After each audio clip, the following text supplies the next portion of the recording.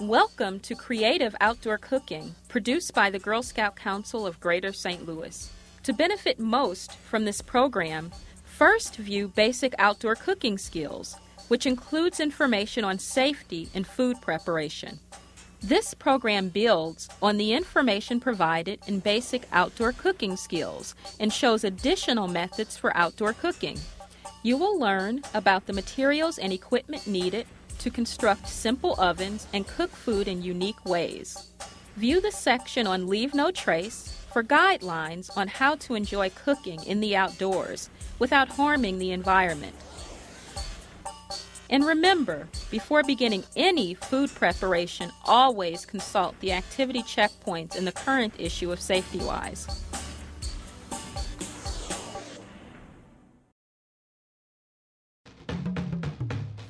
Using a charcoal chimney. The easiest way to light charcoal is by using a charcoal chimney. No lighter fluid is needed. Place crumpled newspaper in the bottom of the chimney.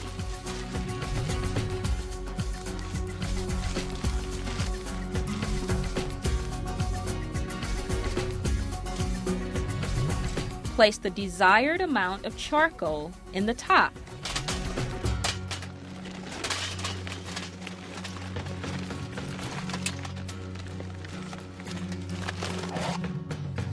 Light the newspaper. Hot coals will be ready in 15 to 20 minutes.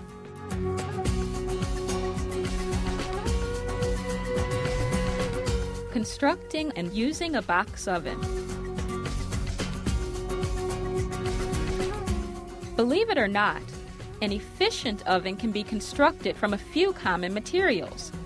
The cardboard box oven is inexpensive to make, portable, and can be reused. It can be just about any size. The heat source for this oven is charcoal. Choose a box large enough to accommodate a cookie sheet. The box should allow air circulation around the cookie sheet, but be small enough to keep heat concentrated. Choose one side of the box to be the oven door. Cut down both sides of the door. The door should move freely. Fold flaps inside the box. Use tape to keep them in place. Tape can also be used to reinforce weak areas of the box. Use long strips of foil, shiny side out, to completely cover the sides and back of the box. Mold the foil to the box. Use tape to hold the foil in place. Cover the door. Make sure the door moves easily. Use long strips of foil to cover the inside, back, and top, continuing over the door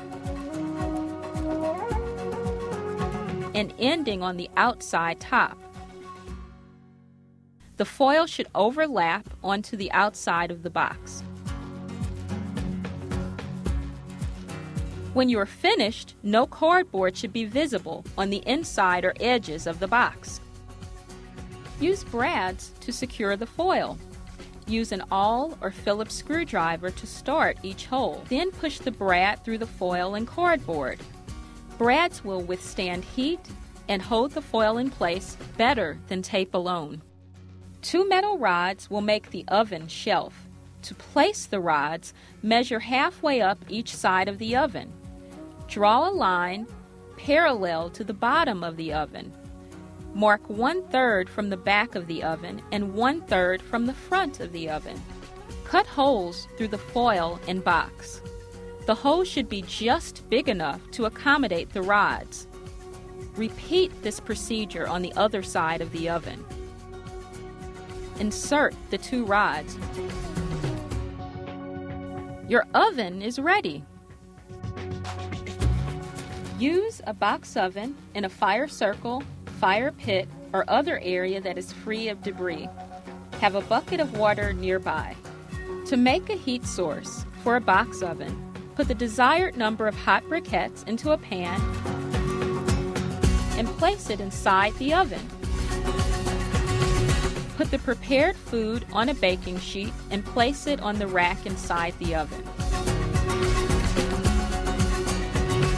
Cook for the recommended amount of time and remove food when done. Use your box oven to cook many foods at camp that you enjoy at home. Using a box oven as a reflector oven. A box oven can also be used as a reflector oven. The heat source used for reflector cooking is modified so it can be tilted. Your booklet includes instructions for how to construct this heat source.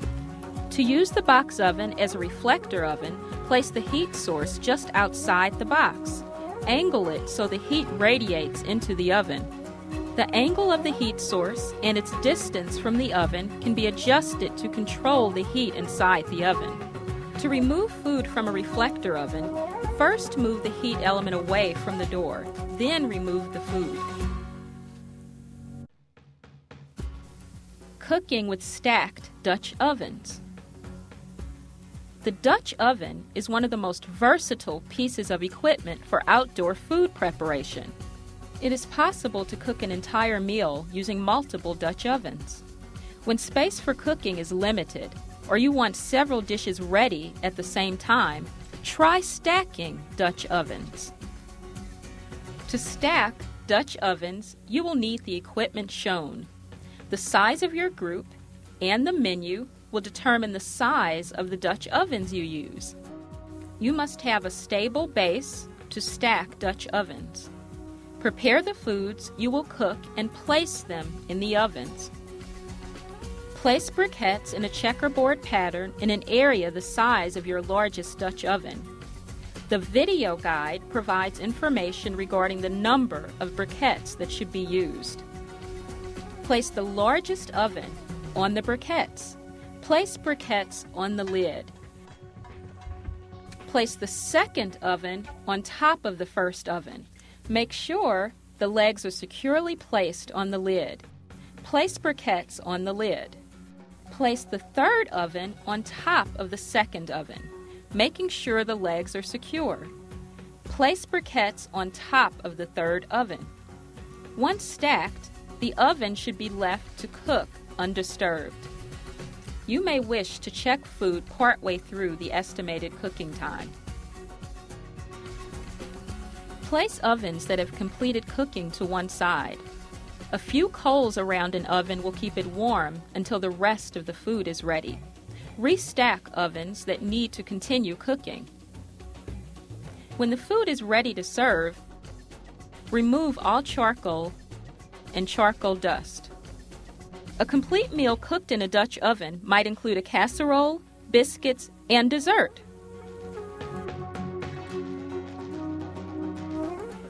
Cooking using a flower pot.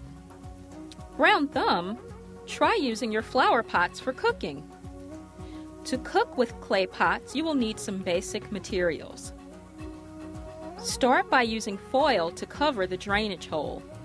Use sand, gravel, or vermiculite to insulate the table from the heat generated in the pot, and bring the coals closer to the food. Place foil on top of the vermiculite to make cleanup easier. A good way to create your heat source is to use a small charcoal chimney. Add your briquettes and fire starter. At Girl Scout camp, it is a good practice to do all cooking in a fire pit or fire circle. Light the fire starter. In about 15 minutes, the coals will be ready.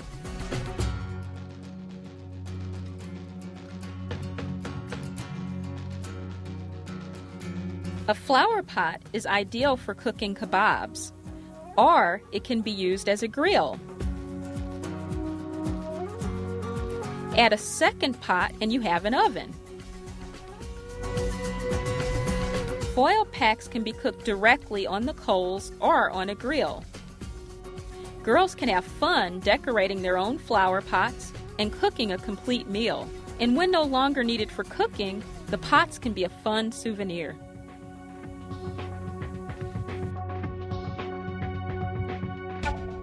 Plank cooking. Food can be cooked on a foil-covered plank. Fats drain away and the indirect heat keep foods deliciously tender. You will need some simple supplies to prepare a plank for cooking. Use clean nails and wire that are not galvanized, coated, or treated in any way. Use a clean, sterilized plank. Cover the plank with foil.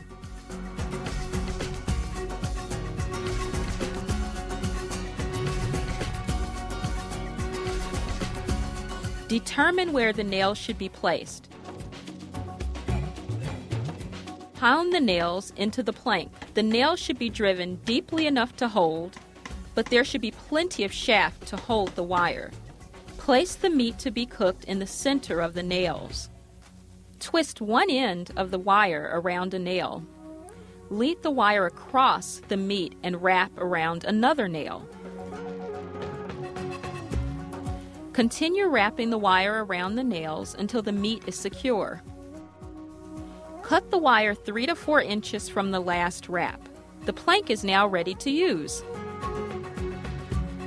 Place the plank in front of a heat source. Halfway through the estimated cooking time, remove the meat and turn it so the other side will be exposed to the heat.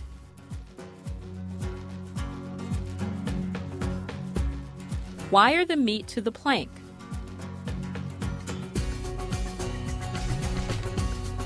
When you believe the meat is cooked, test the internal temperature. It's ready to serve.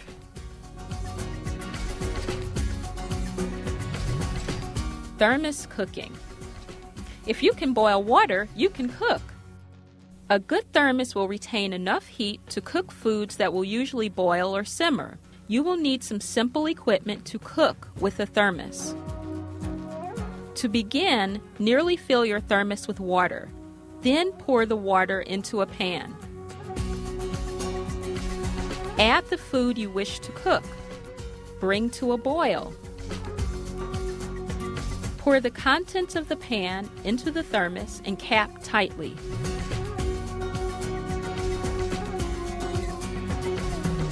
Since there is no active heat source, the food can cook unattended. At the end of the cooking time, strain the food. Add desired seasonings. The delicious and nutritious meal has cooked using very little fuel.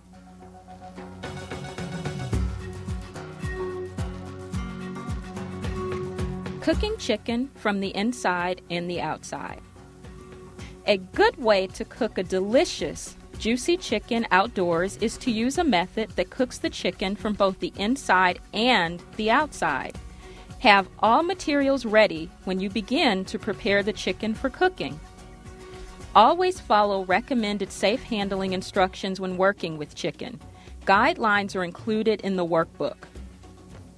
To make the internal heat element, place 4 to 5 hot coals on heavy-duty aluminum foil. Wrap the coals securely.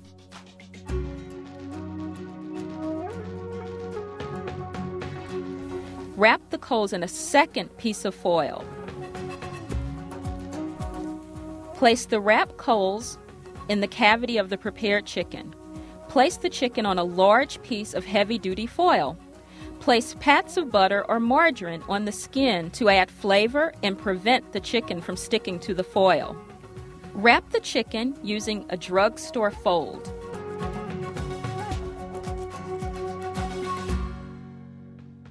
Wrap in a second piece of foil with the seam on the opposite side.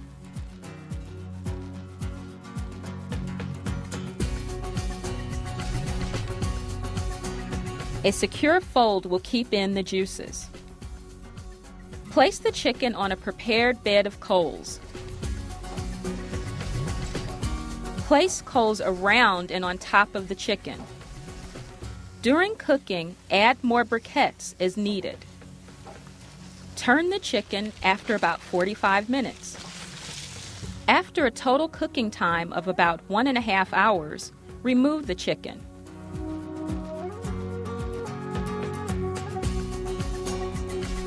Carefully unwrap the chicken, allowing the steam to dissipate.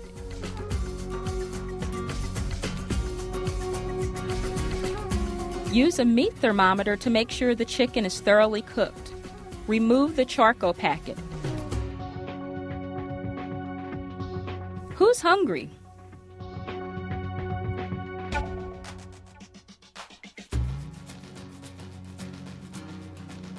The Vagabond stove and buddy burner. Using Vagabond stoves with buddy burners, campers can prepare meals for 1 or 2 people. The stove and heat source are constructed of materials that might otherwise be discarded. Readily available equipment and tools are used. First, we'll construct the stove. Make 2 vertical cuts, 3 to 4 inches apart. Bend the flap inside and up. This will be the door of the stove. Make 3 or 4 holes opposite the door, near the top of the can for ventilation. To attach the handle, punch 2 holes opposite one another on the same edge as the door. Thread a piece of wire through the holes. Twist to secure. This is your Vagabond stove. The heat source for a Vagabond stove is called a buddy burner. To make a buddy burner, mark cardboard strips the height of a tuna can. Cut the strips across the cardboard so the holes show on the edge. Coil the strips and place them in the can. Candle wax or paraffin should be melted in a double boiler. Pour the wax over the cardboard. The wax should nearly fill the can. When the wax hardens, the buddy burner is ready. A damper is used to regulate the buddy burner. Make the damper by twisting a piece of wire hanger around a tuna can lid. Cover the lid with aluminum foil. To cook with a buddy burner and Vagabond stove, choose a level spot and clear any debris. Set the buddy burner where you plan to cook. Never move a buddy burner while it is lit or still warm. Light the burner. Wearing heat-proof gloves, place the stove over the burner. The handle of the damper should extend through the door. Vagabond stoves become very hot during use. Care must be taken. Vagabond stoves can be used in a variety of ways to prepare different types of food. The Vagabond stove is most often used as a griddle. Foods can also be cooked in a small pan placed on top of the stove. The Vagabond stove is useful for cooking food in foil packs. You can even use a Vagabond stove to bake foods. Invert a can over the Vagabond stove to create a small oven. The Vagabond stove is useful for cooking everything, from breakfast to dinner and even dessert. To extinguish the buddy burner, place the damper fully over the can and leave it in place until the flame goes out, or use the top of the stove to extinguish the burner. Before storing a Vagabond stove, make sure it is completely cooled. The wax in the buddy burner must be cool and hardened before the burner is moved. The Vagabond stove is easy to store. The burner and damper fit inside, and the handle makes it easy to carry.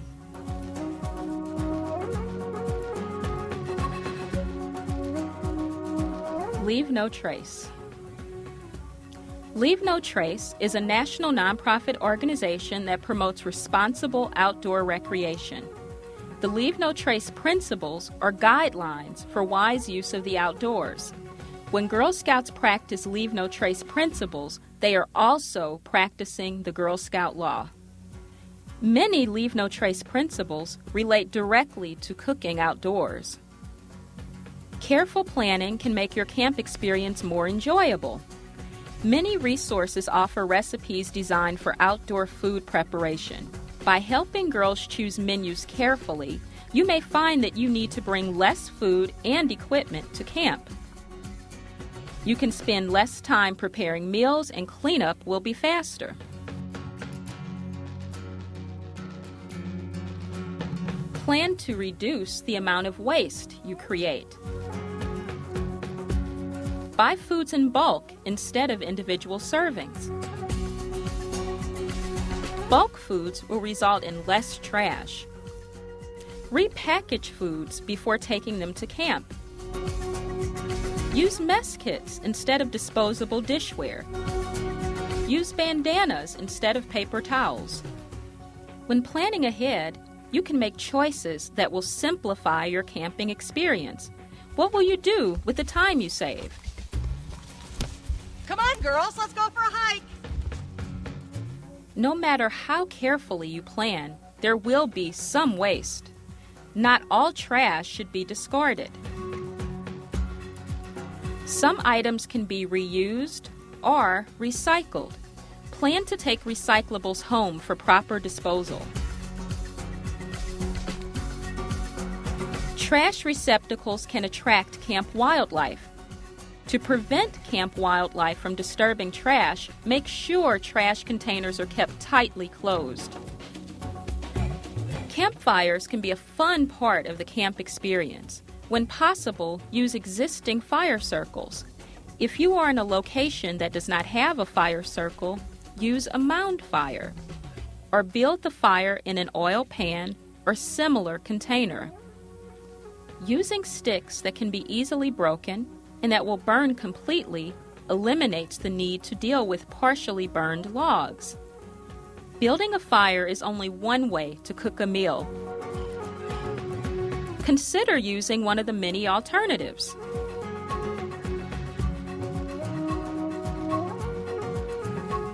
Your presence in the outdoors should not disturb wildlife. While animals may be attracted to human food, they may become dependent upon it, and it is often harmful to them. Girl Scout camps provide food lockers for non-perishables. For added security, push a picnic table against the doors. Coolers can also attract wildlife. Animals are surprisingly adept at opening them. You wouldn't want to meet the raccoon that could get into this cooler. Remember, you are not the first to use your site, and you won't be the last. Using LNT printables will help you and others have the best possible camp experience.